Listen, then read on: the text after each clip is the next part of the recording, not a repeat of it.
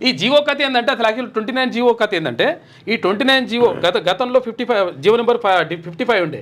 ఆ 55 ఉంటే ఏమవుతుందంటే ఎవరి ఏది ఇప్పుడు ఒకవేళ ఇప్పుడు ఎస్టీ ఆయనకు ఎస్సీ ఆయనకు ఓపెన్ కేటగిరీలో వస్తే అది ఓపెన్ అనే కన్సిడర్ చేసేవాళ్ళు. కానీ అట్లా కాదు, ఇప్పుడు పైన వచ్చినా కూడా తీసుకుపోయి ఫస్ట్ ర్యాంక్ అయినా సరే బీసీ రిజర్వేషన్ కిందనే పడేసారు. ఇంత దుర్మార్గంగా ఎక్కడ ప్రభుత్వాలు ఉండే.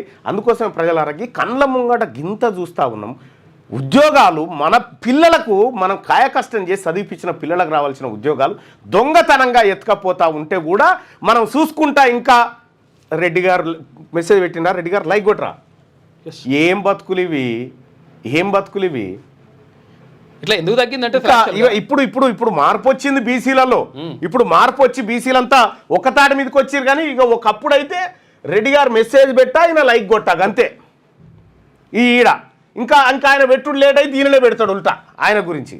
ఇది ఎట్లా మోసం ఎట్లా అయిందంటే అసలు యాక్చువల్గా 29 జీవోని తర్వాత ఇంకోటి ఏంటంటే కోర్టు ఏమన్నదంటే లేట్ అయింది తర్వాత అట్లా అయిందని చెప్పేసి కోర్టు కూడా మనకు కోర్టులలో కూడా బీసీలకు న్యాయం జరిగింది. కోర్టులలో కూడా ఎస్సీ ఎస్టీలకు న్యాయం జరగదు. నీ జడ్జి ఉంటే ఆడ ఫస్ట్ ఏమైందంటే ఇక్కడ అసలు యాక్చువల్గా నీ జడ్జి ఒకవేళ ఉన్నా ఆయన ప్రయోజనాల కోసం వాళ్ళ దగ్గర ఉంటాడు తప్ప నీకు మెజారిటీ ప్రజల అభిప్రాయాన్ని కాంక్షించడానికి ఎవరు ఉండరు. ఇప్పుడు 100 ఉద్యోగాలు ఉన్నాయి.